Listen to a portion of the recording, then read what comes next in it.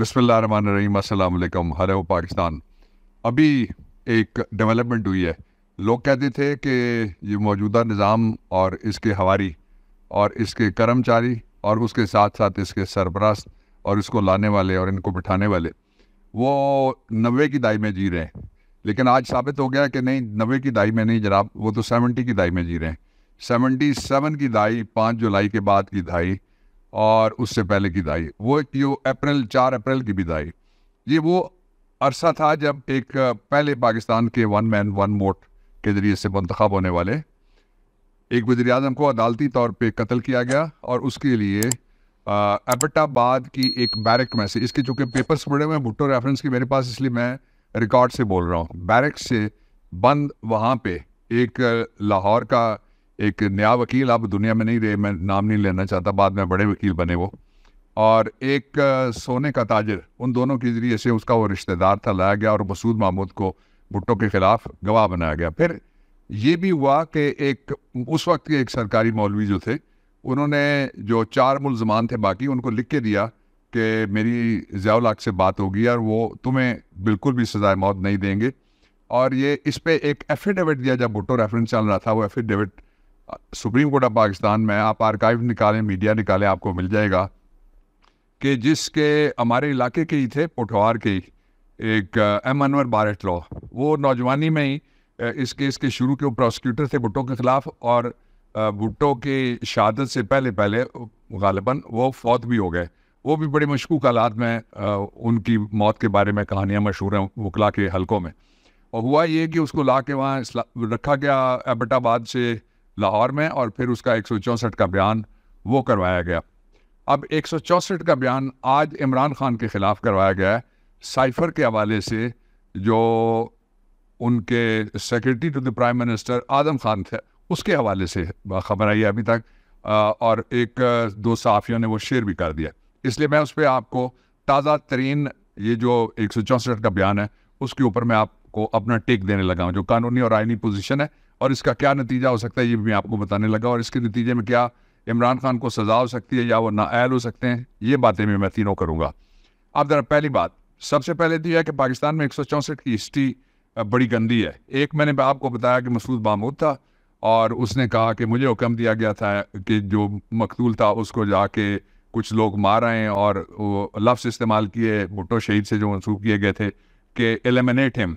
और वो उसको एलिमिनेट करने के लिए पार्टी से भी निकाला गया था जो बंदा था। और दूसरी इसकी कहानी यह है कि एक कमीशन बना था, और उस कमीशन की एक हाई कोर्ट के जज थे,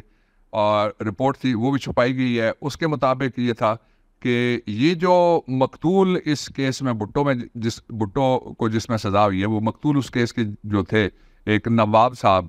वो नवाब साहब जो थे, वो जब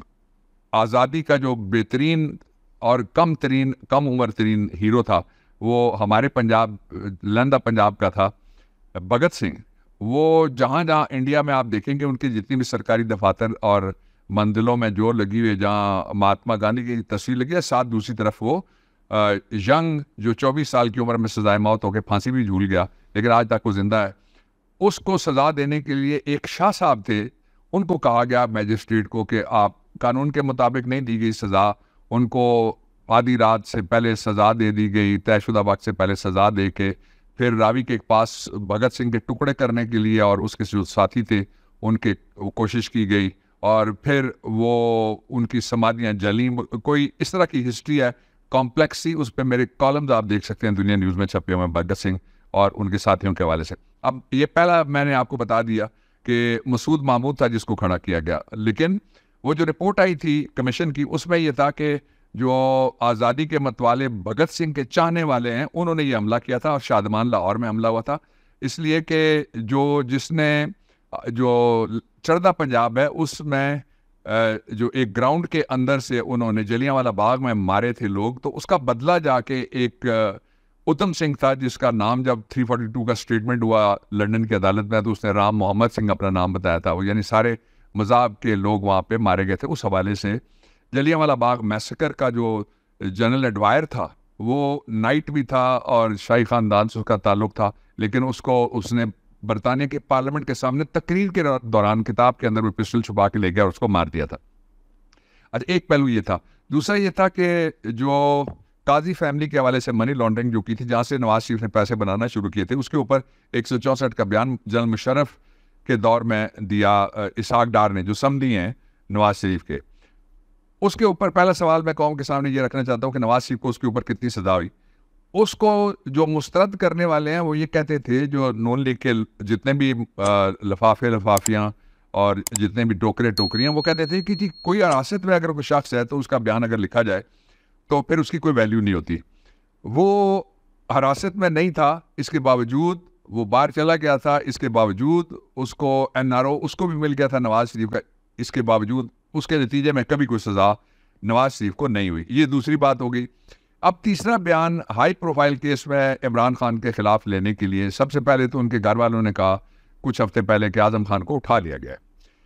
اس کے بعد اس کے گھر والے چلے گئے زیر زمین, اور وہ جو اس کا کیس بھی ایک برائے نام فائل ہوا. ہینڈلنگ اس طرح کی ہو رہی تھی کہ وکیلوں میں یہ خبر تھی کہ یہ سارا کچھ ملی بھگت سے ہو رہا ہے. یہ اس کا دوسرا پہلو آ گیا. تیسرا اس کا پہلو جو تھا وہ یہ تھا کہ جو پاکستان کی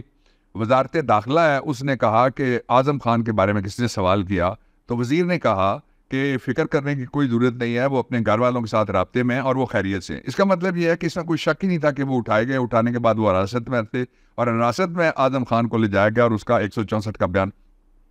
غالباً اسلام آباد کی عدالت میں ہوا ہوگا.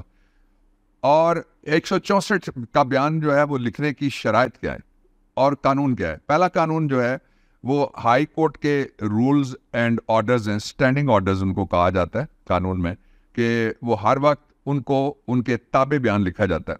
اور اس کی ایک کورسپونڈنگ دفعہ بھی موجود ہے ضابطہ فوجداری میں, جس کو کہتے ہیں 364. اس کے نیچے لکھا جاتا ہے بیان ہوتا ہے 164 کا کنفیشنل اسٹیٹمنٹ, اور 364 میں اس کو لکھا جاتا ہے. اب لکھنے کے لیے جو پہلی شرط ہے وہ یہ ہے کہ بندہ حراست میں نہ ہو اور اپنی آزادی سے. یہ تو حراست میں تھا, اس لیے اس کی نہ قانونی حیثیت ہے اور نہ کوئی آئینی حیثیت ہے. دوسری اس کی جو شرط ہے وہ یہ ہے کہ بندہ جب آئے گا تو ملزم کو نوٹس کیا جائے گا. یہ لکھا ہوا ہے 364, ذرا گوگل کر کے نکال کے کوڈ آف کرمنل پروسیجر کا پڑھ لیجیے گا. اس 364 میں یہ لکھا ہوا ہے کہ جب وہ آئے گا تو ملزم کو نوٹس ہوگا. ملزم اپنے وکیل سمیت یا خود آئے گا عدالت میں, اور اس کا بیان جو لکھا جائے گا اس وقت پولیس کو باہر نکال دیا جائے گا. ملزم یا اس کا وکیل موجود ہوگا اور وہ اس کے پہ جرح کرے گا. ظاہر ہے عمران خان کو کوئی نوٹس نہیں ہوا اور عمران خان کا کوئی وکیل نہیں ہوا, اور تیسری بات یہ کہ عمران خان کی کوئی جرح نہیں ان کی طرف سے اس کے اوپر. اس لیے یہ بیان اس کو کہتے ہیں کہ نان ایڈمیسیبل ان دی ایویڈنس. اس کے لیے پہلے قانون شہادت آرڈر 84 ہے, وہ نکال کے پڑھ لیجئے. یہ تیسرا قانون میں نے آپ کو بتا دیا. ایک اور شرط یہ ہے کہ جو 364 ہے اس کے مطابق اگر کوئی شخص کسی جگہ کسی پینڈنگ مقدمے میں کوئی بیان دیتا ہے اور وہ وعدہ معاف گواہ بنتا ہے 364 کے تقاضے پورے کرنے کے بعد, میں بات کر رہا ہوں, وہ بن گیا, اس کا 164 کا ہو گیا بیان, تو وہ شخص 337 میں لکھا ہوا وہ جیل میں رہے گا. وہ کسی سیف ہاؤس میں نہیں رہ سکتا, وہ کسی ریسٹ ہاؤس میں نہیں رہ سکتا, کسی گیسٹ ہاؤس میں نہیں رہ سکتا, کسی موٹل میں نہیں رہ سکتا, کسی ہوٹل میں بھی نہیں رہ سکتا. تو یہ اب پتہ چلے گا کہ اعظم خان جیل میں ہے یا نہیں ہے. پھر اس سے اگلی بات یہ ہے جو بڑی خطرناک بات ہے, میں تیسری بات پہ چلا گیا, بڑی خطرناک بات ہے, وہ یہ ہے کہ جو ہی یہ سائفر آیا تھا تو اس کو ڈی سائفر کرنے کے لیے ابھی وہ لوگ زندہ ہیں, ابھی ریکارڈنگ بھی موجود ہے کہ اس میں یہ جو بیان دیا گیا یہ حقائق کے خلاف ہے اور واقعات کے خلاف ہے. اور مجھے کوئی شک نہیں ہے اگر یہ بیان ہے کہ جس طرح مسعود محمود جتنا جھوٹا تھا اتنا ہی جھوٹا یہ موجودہ جو 164 ہے, جتنا اس کا بیان جھوٹا تھا اتنا یہ بیان بھی جھوٹا ہے. اب اس کا جو بہت خوفناک پہلو ہے وہ میں آپ کے سامنے رکھتا ہوں.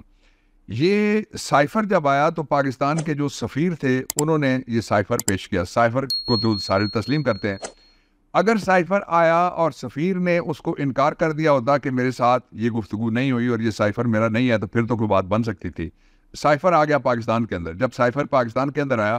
تو اس کا ایک اگر یہ مقدمہ بنتا ہے تو اس کا ایک بڑا ملزم جو ہے وہ باجوہ بھی ہے. پھر وہ کیسے ہے, میں کسی کے شوق کی بات نہیں کر رہا کہ کسی کو شوق ہو, وہ اس طرح سے ہے کہ جو نیشنل سیکورٹی کمیٹی ہے پاکستان کی, NSC جس کو کہتے ہیں, وہ اس نیشنل سیکورٹی کمیٹی کے اندر یا کونسل کے اندر سارے ادارے موجود تھے، پورا ہمارا انٹیلیجنس اپریٹس وہاں بیٹھا ہوا ہوتا ہے، پوری ہماری اسٹیبلشمنٹ بیٹھی ہوتی ہے، پوری ہماری بیوروکریسی وہاں پہ بیٹھی ہوتی ہے، اور پورے ہمارے منتخب نمائندے وہاں پہ بیٹھے ہوتے ہیں آرٹیکل 90 اور 91 کے ذریعے سے۔ پرائم منسٹر اپنے ذریعے یا وزراء کے ذریعے سے فیصلے سازی کر سکتا ہے اور وہ چلا سکتا ہے فیڈریشن کو۔ تو اس کا مطلب یہ ہے کہ پورا پاکستان جھوٹا ہے اور ایک اعظم خان سچا ہے۔ اس کا مطلب یہ ہے کہ پوری دنیا میں پاکستان کو ڈسکریڈٹ کرنے کے لیے یہ ایک دفعہ میٹنگ نہیں ہوئی تھی، یہ میٹنگ ہوئی 2 دفعہ۔ اور پھر اس کا جو اگلا پہلو ہے وہ اس سے بھی زیادہ خطرناک ہے، وہ یہ ہے کہ پھر تو آپ کو پہلے انہوں نے ناک رگڑا ہوا ہے آئی ایم ایف کے آگے، امریکہ کے آگے، تو یہ جا کے پتہ نہیں، میں نہیں کہنا چاہتا یہ کیا کیا کرتے ہیں حرکتیں، لیکن یہ ہے کہ پھر تو ہم ساری دنیا میں ہماری نہ فارن آفس کی کوئی کریڈیبلٹی رہ گئی ہے کہ جس کا سفیر جھوٹ بول سکتا ہے امریکہ جیسے ملک کے اندر بیٹھ کے یا کسی بھی ملک میں بیٹھ کے، نمبر 1۔ نمبر 2 یہ ہے کہ جو ہماری قومی دفاعی کمیٹی یا کونسل ہے وہ بھی جھوٹ بول سکتی ہے۔ 2 دفعہ اس کی میٹنگ ہوتی ہے اور وہ دونوں دفعہ کہتے ہیں کہ ڈیمارش دیا جائے، یعنی ناپسندیدگی کا اظہار کیا جائے امریکہ کے خلاف، اور ڈیمارش گورنمنٹ کو دیا جاتا ہے تھرو دی انوائے جو یہاں پہ سفیر ہیں ان کے، اور کہا جاتا ہے کہ یہ بہت ہی غلط بات ہے، آپ نے یہ کس طرح کے لفظ استعمال کیا، آپ نے ہماری جو ساورنٹی ہے اس میں مداخلت کر دی۔ تو یہ اس میں سے جو اب فیصلہ نکلنا ہے وہ صرف اتنا سا نکلنا ہے کہ اگر تو اعظم خان نے سچ بولا تو پھر باقی سارے تو جھوٹ بول رہے تھے خدا نخواستہ، اور اگر اعظم خان نے سچ بولا تو پھر تو اس کو جیل میں ہونا چاہیے، اور اگر اعظم خان نے سچ بولنا تھا تو عمران خان کو نوٹس ہونا چاہیے تھا۔ اس لیے یہ الیکشن کے نزدیک انہوں نے ابھی 61 ارب روپے سے زیادہ اپنے لوگوں میں تقسیم کرنے کے لیے، یہ آپ دیکھ لیجئے آج کی سٹوری کہیں چھوٹی سی کسی ایک جگہ چھپی بھی ہوئی ہوگی، لیکن یہ میرے پاس رات کی خبر ہے، اور 61 ارب روپے سے زیادہ 61.3 بلین انہوں نے نکالا ہے، جو اپنے لوگوں میں یہ اگلے آنے والے 10-12 دن جو ان کی گورنمنٹ کے رہ گئے ہیں، 2 ہفتے رہ گئے ہیں، اس میں یہ ان کے درمیان تقسیم کریں گے۔ سپریم کورٹ آف پاکستان نے منع کرا رکھا ہے، لاہور ہائی کورٹ نے منع کرا رکھا ہے، پشاور ہائی کورٹ نے منع کرا رکھا ہے، لیکن اس کے باوجود یہ تقسیم اب لوگوں کی اس سے توجہ ہٹانے کے لیے یہ جو ایک مسعود محمود 2 سامنے آیا، اس کی کوئی ویلیو نہیں ہے، اور عمران خان کے خلاف بیسیکلی الزام کیا ہے؟ الزام یہ ہے کہ عمران خان نے امریکہ کے حوالے سے اس کی شان میں گستاخی کر دی، اور امریکہ بہادر کو یہ کہا کہ آپ کے ایک اہلکار نے پاکستان کی جو ساورنٹی ہے اس میں مداخلت کی ہے۔ اور آخری میں بات یہ کہنا چاہتا ہوں آپ کو کہ عمران ہی آئے گا، عمران ہی آ رہا ہے، ہو کیا رہا ہے؟ جس سے میں آج ساری تیاری کر کے بیٹھا ہوا تھا، میں نے بات اس بات پہ کرنی تھی کہ چند دنوں کے بعد پاکستان کے سارے بڑے بڑے جو پروجیکٹس ہیں ان کے اوپر جو ہمارے مالکان ہیں، کہیں یو اے ای کا مالک ہوگا کوئی شیخ، کہیں سعودی عربیہ کا مالک ہوگا شیخ، کہیں کوئی